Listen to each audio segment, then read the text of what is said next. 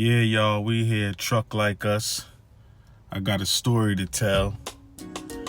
I ain't gonna even hold y'all up too much. It's only been 2 months at TMC Transportation, and I had to leave. It was not a joke.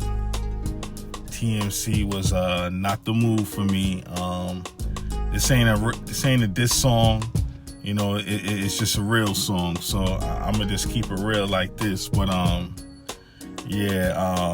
wasn't making no money, and I'm gonna make a long story short. So I got hired at TMC. You know, I had some experience before I worked at TMC.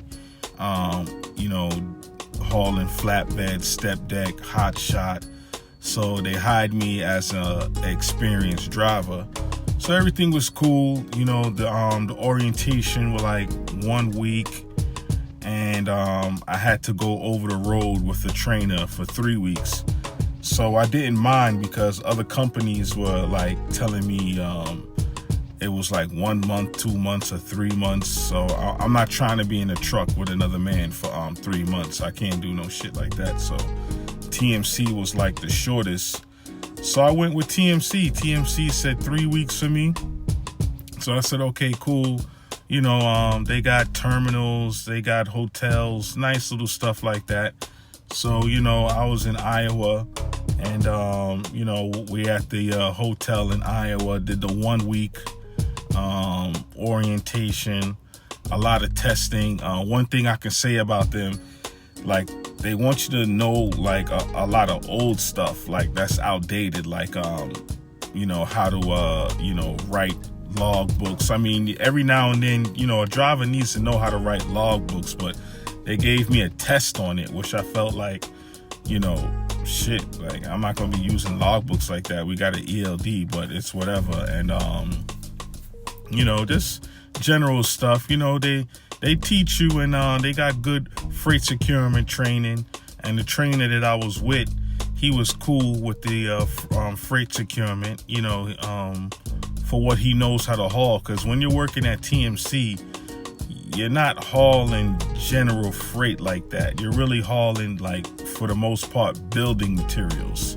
Shit that comes out of Home Depot and Lowe's, and maybe some coils here and there, and a little bit of sheet metal, but and lumber. But the training was cool. They try to make it like a little military thing after a while, but I knew I wasn't going to be there for long, so I just ignored like some of the bullshit. So then I go over the road with the trainer for 3 weeks. White dude out of Alabama. He was kind of cool. He really didn't train me shit. But I was basically just a team driver, because at TMC, if you want to make money, you have to train. You're not going to make money being a solo driver. So all the people that make money are trainers. So they have to basically, live in a truck with a trainee. And the trainers don't even make that much money. For the most part, trainers are like bringing home anywhere from $1,700 to $2,000. And I don't think you should have to train someone for your entire career just to make anywhere from $1,700 to $2,000. That's not a good deal. And, and what I noticed too, most of the guys that are drinking the Kool-Aid, that's their first company. Some of these mega carriers or popular companies, they don't like when you have experience, because you can point out bullshit quick. So I noticed this was his first company, and, I guess that was good money for him. I can't drive in the truck with somebody. I can't do the team shit. I can't train nobody. I need my space. I don't want to smell nobody's fart, nobody's stinking breath in the morning. You gotta eat when he wants to eat. You gotta take a shower when he wants to take a shower. So since it was for 3 weeks, I just said, you know what, fuck it. Let's just get this over with. It's just training. I'm gonna be in the truck by myself soon. So the training was cool. He basically worked me to death. He wanted me to run my whole ELD out and sleep, and I don't work like that. So, this dude don't exercise, nothing. So he just, basically using me just to make his money. We'll get like a load that's, 1,000 miles. We'll drop off the next day because we got 2 clocks. So that's basically what it was, him just using me. But I didn't mind because, he gave the safety trainer, the safety guy, good reports about me. So I was like, whatever. We did no backing. I was just driving, just a steering wheel holder. And he wanted me to sleep after that. I'm like, nah, I need to chill. I need to, walk around, let's go to the truck stop. And then one thing I didn't like, he didn't even want me to buy my own food at the truck stop. He wanted me to eat the food his wife cooked for him. And I'm like, hell no, I don't want that shit. I don't know what y'all be. I don't know what your wife be doing. I don't know how your wife prepare food. No, bro, I don't know you. I don't know your house. You bringing food from your house and you telling me to eat your food? Hell no. I got money. Let me buy my food at the truck stop. Let me buy what I want. I'm not eating that shit. What you bringing home? I don't know if your wife wash her hands or she clean her house and shit. If y'all got a dog running around. So I'm like, nah. He looked like he had a little attitude about that. So, and he was always watching me what I buy to eat and shit. I'm like, this dude is weird. But it was whatever, It was better than from, some stories I heard from other people. So, we just rocked out, did what we had to do. So, that was the beginning part of TMC. It wasn't too bad. I got my truck. They gave me they knew I had a lot of knowledge about the industry. So I noticed some of them didn't really, some people wouldn't, I don't know, they're weird. I thought they would want a driver like that, but they look like they despise that. They didn't really like that because I knew the market. But TMC doesn't run off the spot market. TMC has contracts. And it's if you know the market, down south has a lot of loads, good paying loads for flatbeds, especially for step deck going towards the Midwest or the Northeast. But their loads weren't like that. They would have some weird loads in weird locations and 100 fleet managers and load planners, and it was just weird shit. And I'm not used to people dispatching me, but I'll do what I have to do to make my money because, before I became a driver, I was a dispatcher and I have my logistics company and it's still up and popping. So, I know the market. I know how to deal with brokers and carrier packets. And I know, when a broker's talking shit, I just know the whole thing about the brokers and how they move and how to move with them and how to cover my ass in emails and every little thing, and know the general trends of the market, where loads come out at that are paying good and where areas that are not. So it looked like they had a little problem about that because one guy mentioned to me that a lot of experienced drivers don't last here or something. I'm paraphrasing, I don't know, but he made it seem like they didn't really care for drivers that had experience because you can point out the bullshit. So, that was it. And then I finally got my truck. And I think, their way of trying to keep me was they gave me a brand new 2026 579 Peterbilt, brand new with 20,000 miles on it. So I was like, that's cool. But yes, I want a nice truck. Yes, I want a reliable truck. But at the end of the day, I want paper in my pocket. So you're not going to just gas me up or hold me because you gave me a brand new truck. So I'm not here for the sucker move. So you really, I'm just watching and seeing what's going on. But I appreciated the 2026 Peterbilt. It was nice. It was clean, and I keep my shit clean. So everything was good. So I got the truck, we doing loads, and I'm talking to my dispatcher, which they call the fleet manager, and I'm explaining to him I know the market. I used to dispatch trucks, step decks, reefers, dry vans, hot shots, box trucks, everything. But my main thing was step decks and reefers because that's what I make the most money on. And that's what gets paid the most on the spot market. If you know. Step decks get paid good money. Reefers get paid good money. Dry van is up and down because everybody has a damn dry van. And when their market is down, it's the worst. Sometimes dry van does pay good, but when it's down, they down bad. They always at the bottom. So, I'm explaining to him, and he's like, oh, that's cool. I never had a driver that was a dispatcher before. So, I was at the South Carolina terminal, and he gives me a good load for like my first week, because we started out like in a Wednesday. So he gives me like a good load. I guess the load was like 700 miles, paying $2,000. So for TMC, that's good.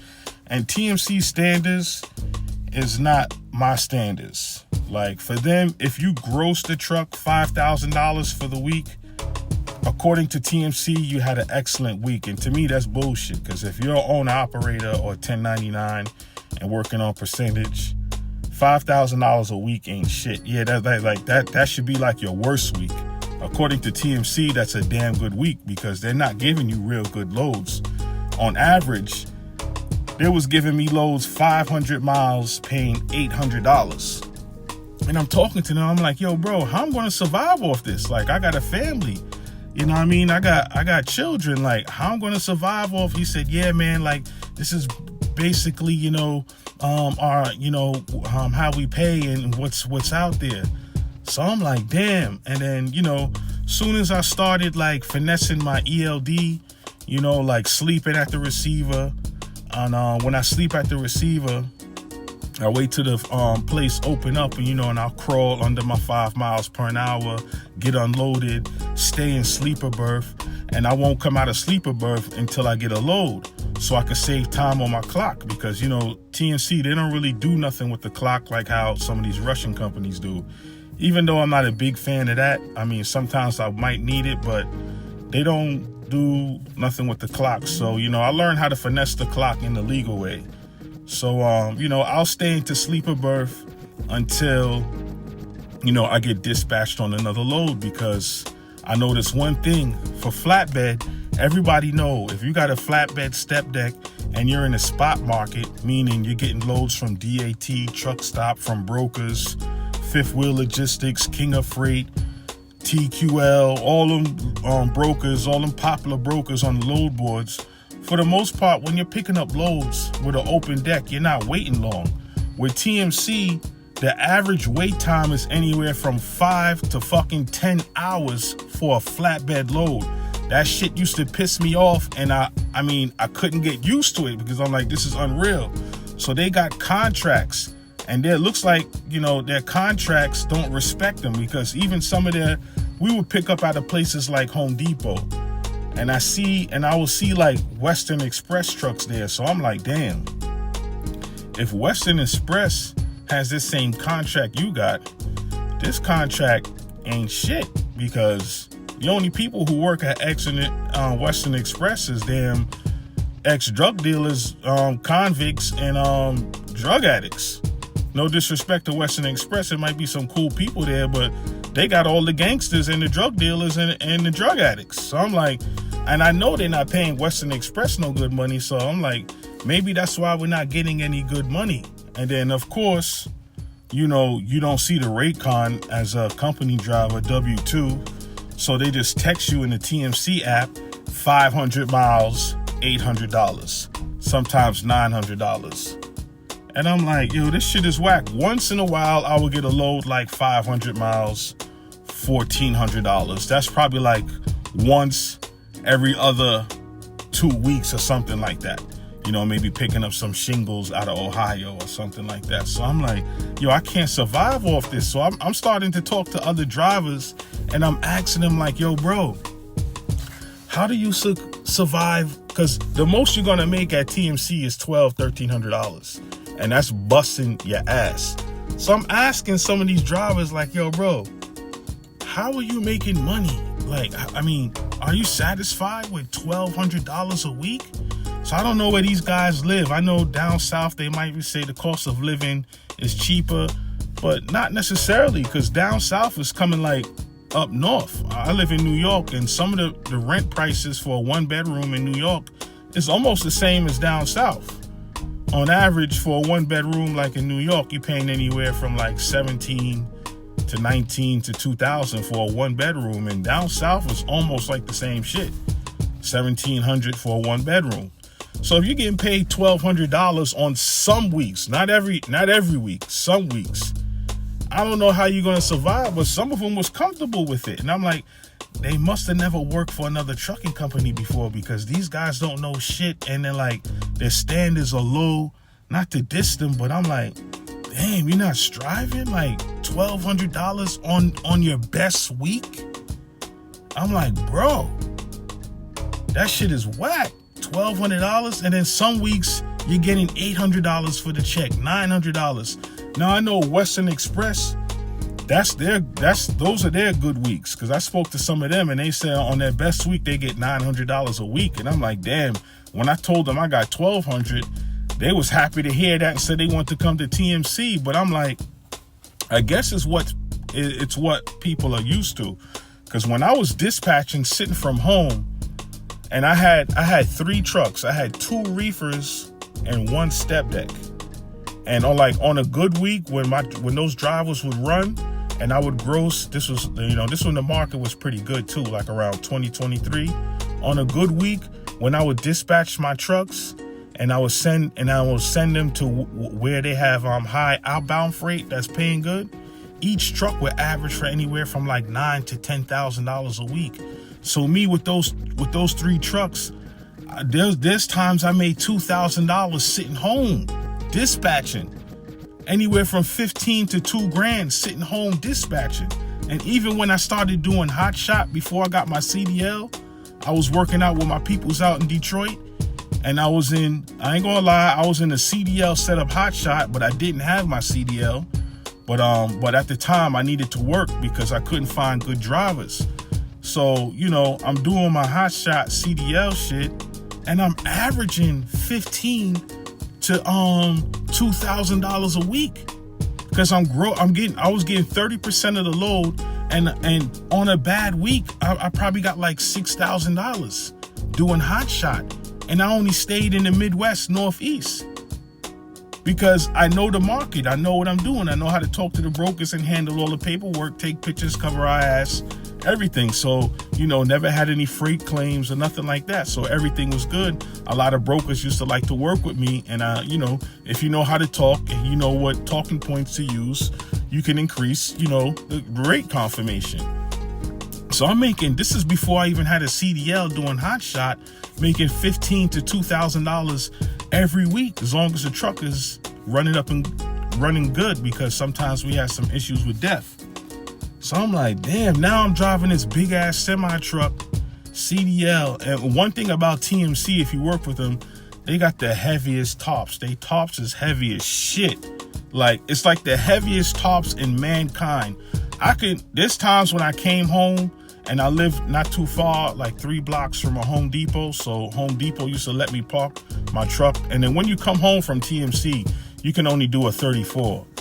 Not to change the subject, so if you work 2-3 weeks out, you can only do 34 hours home. It's not like you work 3 weeks and you stay 3 days home, or you work 4 weeks, you stay 4 days home.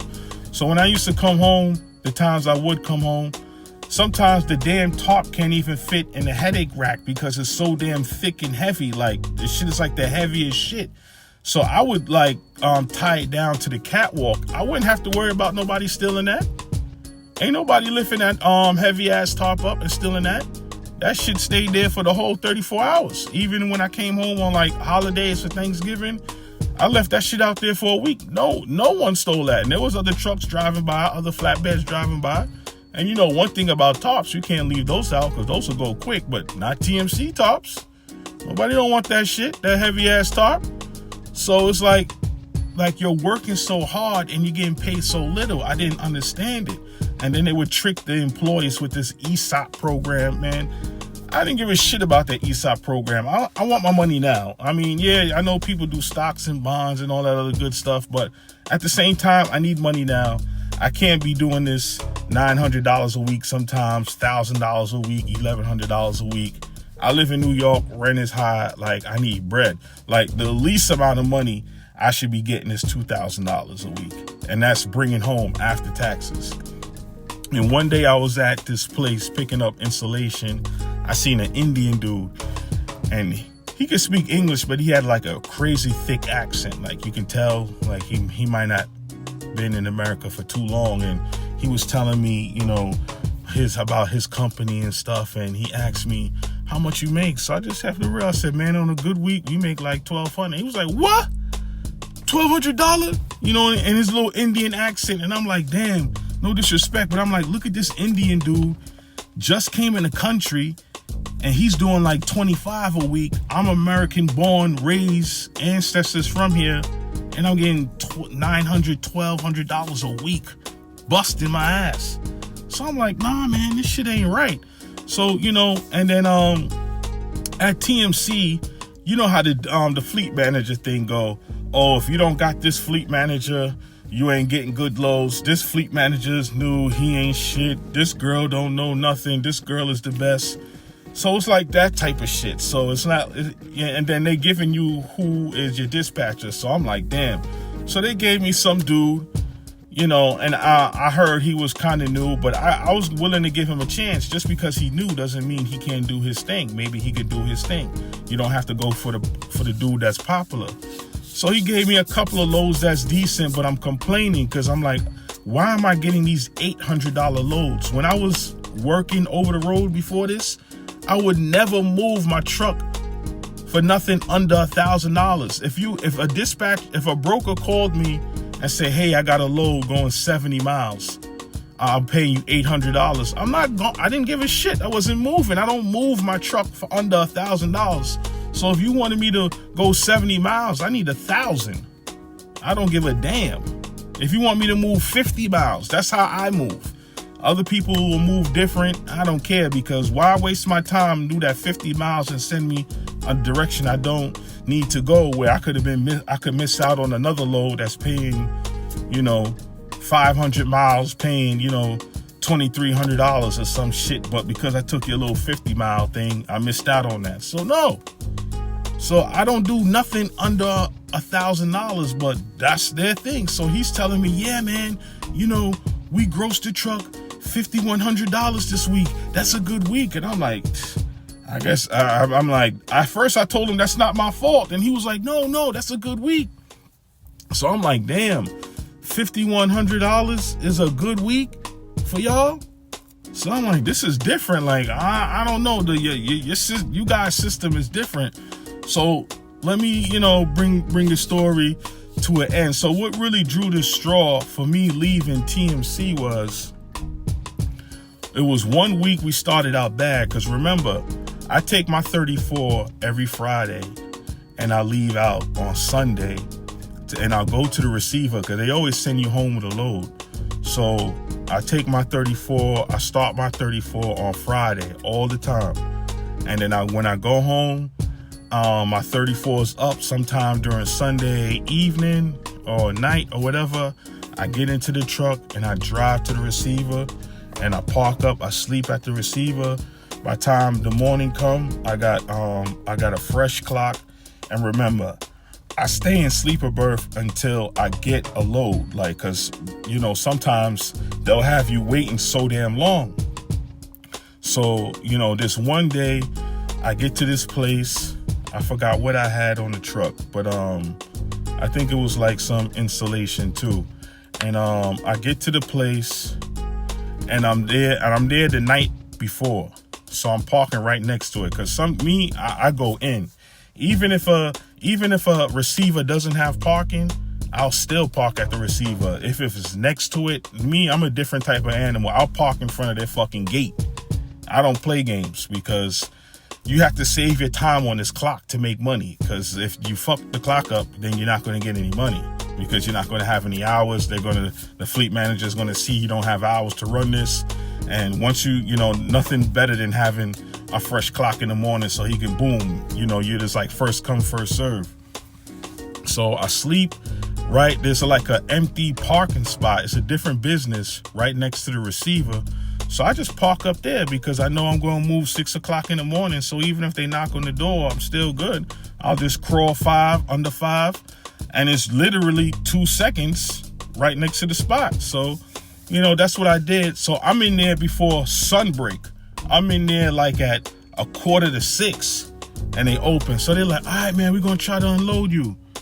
So I'm like, all right. And then he tells me to park one place. I'm like, okay. Then he tells me to park another place. I got to back up and shit. So I'm just driving because, you know, if it hits 6 miles per hour, then it kicks you into drive because I don't want to move the truck too damn much to fuck the clock up. So I'm like, all right. So I park over here. Then they got me waiting. So I walk out and I see other trucks. So I'm like, okay, yeah. I'm like, what's going on? Like, I'm here. I'm the first one here. Get my shit unloaded so I can leave. Like, I'm on the clock. He said, yeah, we're gonna try to do, like, you know, he's just giving me, you know, bullshit talking points. So then his manager comes out, and then you know, I start asking the manager. Then I see them unloading another truck. So I'm like, yo, why is this truck getting unloaded first and I'm not? And then, you know, me and him go back and forth for a little bit, but, you know, I kept it, you know, cool, because one thing working with these companies, you don't want to get into like a real altercation with the shipper or receiver. Then, you know, they put shit like that on your DAC report. So, you know, I keep that in mind. But at the same time, I'm stern and respectful. So I let them know, like, hey, I need to get unloaded, because if I don't get unloaded at a certain time, I'm not going to get a load today. So they finally unload me. I'm waiting. But I remember I'm there a quarter to 6. I don't leave until 11 a.m. That's how long it took for me to get unloaded. So I get another load. Make a long story short, you know, one thing and another thing they do preloaded trailers. So you might think, oh shit, that's fast and quick. Not with TMC. So they send me to a Home Depot. I gotta swap the trailer, and if anybody who works for TMC, you know, when you swap the trailer, you gotta take everything out the damn side box and all the dunnage shit, you know. But the way I set up mine, I kept the coil racks in the headache rack, and the only thing I had on my side box was the smoke tarps, the coil rack mats, and I had like a bucket of my straps. So, and then I'll just move that. So, you know, I move all my straps at one time, and then I move the dunnage. But after a while, that shit is like annoying, but it's whatever. So I'm there, I'm at Home Depot. I get there early. Home Depot make me wait 6 hours to get unloaded. I mean, to load the damn preloaded trailer. So whatever. And then another thing too, they got these lumper guys or whatever the hell you want to call them. They throw the tarp over the load, and it's building materials. You're getting bullshit like sheetrock, lumber, plywood, plastic PVC pipes, a ladder, like a whole bunch of shit that don't even make sense, that really can't even go together. The load look like some Tetris shit. So, you know, sometimes it's hard to strap it because, you know, you end up breaking something. So they don't even tarp the load right. They don't even put the bungees on the tarps right. So it's another thing that just turns you off. So after I wait 6 hours for that load, dropping the load off, you know, like how I do again, it goes to another Home Depot. I get there the night of, I sleep there, you know, and then in the morning, you know, I stay in sleeper berth so I can get unloaded. I got to that Home Depot like around, let's say 7 p.m. And these people didn't start unloading me until 2 p.m. the next day. And he saw me there that night and he was like, "Hell, can you move your truck up?" And I was like, "Yeah, hopefully I can get loaded in the morning." He was like, "Yeah, we'll see. Can you load your, can you move?" So I moved my truck up in a better position. He's unloaded that next day. He's unloading multiple trucks before me. So it looks like the contracts that TMC got, they don't really respect TMC, because anytime we're there, I mean, there's some places that'll load you quick, but a lot of them, they'll just make TMC company just wait. So I'm like, shit. So, you know, I mean, that was another thing that like kind of like fucked up my week, because then you'll just be running, you know, chasing to, you know, if depending on the load the fleet manager gives you, you'll just be forever chasing to get on a good, you know, rhythm with your clock. So, make a long story short, because, you know, I mean, I was so pissed off. I can't remember every single detail, but the last load I got, I was in Missouri somewhere, and I dropped off this other load. It was like some sheet metal or whatever it was. I dropped off the load and I had 2 hours on my clock, and it's a Friday. So I want to go to the truck stop to start the 34. He dispatches me a load because he's so damn desperate, because in TMC, everything works off of percentages. So I get percentages of parking up early, because I used to make 32% of the load because I would always park up early, sleep at the receiver, not idle the truck, little shit like that. They give you percentages, you know, so, you know, they'll, you know, upgrade it. So I got 32% of the load. So the damn fleet manager is so thirsty. He knows I have 2 hours on my clock. Then he dispatches me a load, and I'm like, bro, I'm not going to make it. And I said, if I take this load, just tell the safety manager, yo, let me go an hour over my clock so I can go to the truck stop and start my 34. They said, no, that's going to be a problem. If anything, pick up the load on Saturday. So I was pissed off, because I'm like, damn, this is fucking up the 34. And they also sent out the message in the TMC app saying they don't want drivers driving from 1 a.m. to 4 a.m. because somebody must have crashed or something like that. So I pick up the load on a Saturday, and I'm like, you know what?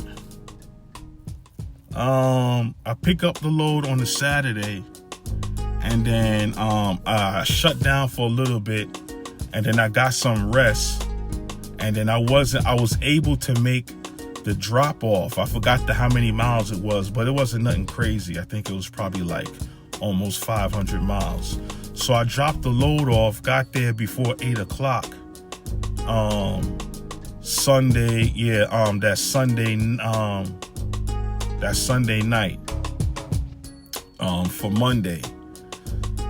So yeah, and then so I got another Home Depot load, and I was terrified already from the last Home Depot load. So I called him and I said, yo, is this gonna take another 6 hours? So he had an attitude with me, like, I don't know, bro. So I'm like, you should understand, because the last load made me wait fucking 6 hours to pick up and drop off, and you're giving me another Home Depot load? So this one didn't take that long. So I said, okay, route me to the terminal, because I wasn't far from Iowa, so I could take my 34. He says, cool. I get routed to the terminal. I start my 34, because this is a Home Depot load. I think it was like, it could have been like 400 miles, paying $700. These are the loads they give us. I can't control this shit. This is what it is. So I'm at the terminal in Iowa.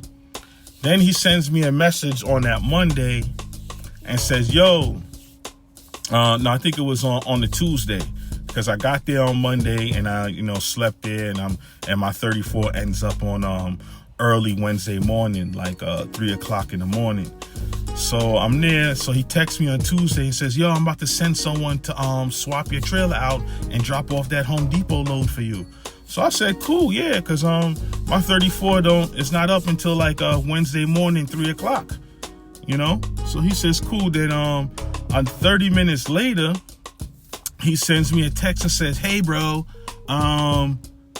you gotta call the logs lady. We're gonna have to do recaps. So I said, nah, I don't do recaps. And my body's not fit for that, because I'm not a recap driver. Some drivers like doing recaps. I don't do recaps. I like to complete my 34. That's how I vibe out. And nobody can tell me, I don't give a fuck if I'm a company driver, nobody can tell me how long I can sleep and how to drive. Once you give me the load, I'll drop it off and do my thing. But I take 34s everywhere I go. I don't do recaps. If you want to do recaps, some people like doing it, that's y'all. I do 34, and I'm always do 34. No fucking company can force me to do recaps. And if they want me to do recap, it's over. So I told them I can't do recaps, but I wanted to word everything because I didn't want to make it seem like I'm refusing work. So I'm letting them know, like, yeah, according to the FMCSA, man, you're fatigued. I can't be forced dispatch, and y'all already promoted that y'all not forced dispatch. So, I'm emailing everyone, and I'm seeing they not responding. So he already took the load off from me from the prior message. Then he says, hey, bro, we have to do recaps. And I said, I can't do recaps. My body is not fit for it. I don't drive like that. I said, God forbid if I crash this truck, TMC is not going to give a fuck. You're going to hire another driver in my spot and fuck up my fucking DAC report and fuck my CDL up. My body's not fit for it. I need my rest. So I see this, the safety manager, you know, because I CC'd everyone in the email explaining I'm not fit for it. So then the safety manager, you know, replies to the email that I had enough sleep on Saturday. He don't know what my problem is. So I'm like, first of all, that is like, what am I, a slave? Because nobody can tell me, that's unprofessional to tell me I had enough sleep. You don't know my body. And your old ass probably couldn't do it. So how you telling me I had enough sleep when your old ass probably needed to sleep a whole week to drive for 2 days or some shit like that? Like, you don't do no shit like that to people. So I said, no, you know, I replied back with professional. I didn't get, you know, arrogant or belligerent. I replied back professional and let them know, like, yeah, my body's not in shape right now to run recap hours. And furthermore, you know, I got a family issue. So after that, what really pissed me off, the fleet manager dispatches me the load, the same load he took off. And you know, sends it back to my phone. So that pissed me off so much, I didn't even reply. You know what I did, y'all? I just started packing my shit up. And you know me, I always warn other drivers too. You know, I'm official and I keep it official. Everything that I got in that truck, I can hop on a plane with. I'm not the truck driver that carry the fucking dog, the cat, the rat, the horse, the cow. I don't got animals in my fucking truck. I don't got no pots and pans. This ain't no damn kitchen. You know what I mean? This ain't no damn bistro. I don't got cooker pots and all that other shit and this and that.